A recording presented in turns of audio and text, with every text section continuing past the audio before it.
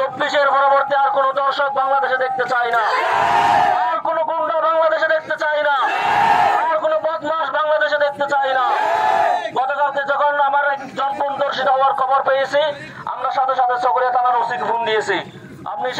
উনি সাথে সাথে সম্ভবত এখানে আসছিলেনও।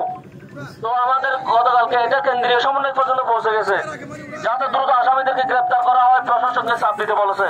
আপনি এখানে আন্দোলন করেছেন, আন্দোলন করতেছেন, যদি যেহেতু আমাদের কথা দিয়েছে, আপনারাও আমাকে কথা বলার সুযোগ দিয়েছেন, ওসি যদি আগামী 24 ঘন্টার মধ্যে আসামি গ্রেপ্তার করতে না পারে, তাহলে আমরা আবার আন্দোলনে নামবো।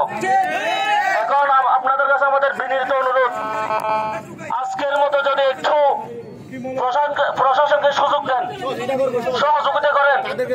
দর্শককে ধরার জন্য আপনাদেরকে সহযোগিতা করতে হবে। প্রশাসন একা কোনোদিন সম্ভব নয়। যদি আপনারা সহযোগিতা করেন, তাহলে প্রশাসন আসামি ধরতে পারবে। আসামিদের তথ্য দিন আমাদেরকে, আজকের মধ্যে আসামি অবশ্যই ধরবে।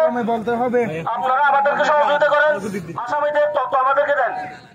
দেখছি কাজ নাই, তারা যা করবে ছাত্র সমাজ করবে। ছাত্র সমাজকে যদি ম্যানেজ করতে পারে, সবকিছু ম্যানেজ হবে।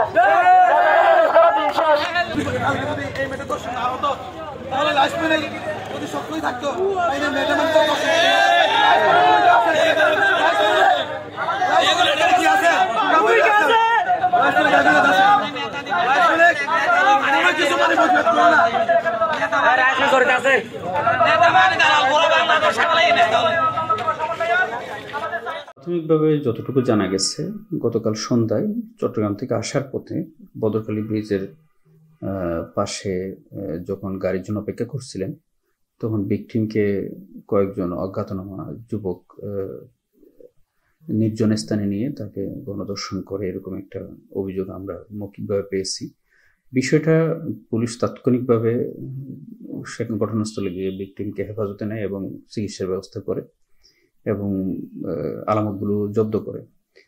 এখনো পর্যন্ত ওরা ভিকটিমের পরিবার, তাদের সাথে যোগাযোগ করা হচ্ছে। তারা যদি দ্রুত, তাদের কাছ থেকে আমরা একটা এজাহার নিয়ে আইনানুগ ব্যবস্থায়, ইতিমধ্যে আমরা যারা এই ঘটনার সাথে জড়িত জবানবন্দি অনুযায়ী তাদেরকে শনাক্ত এবং গ্রেপ্তারের চেষ্টা চলছে।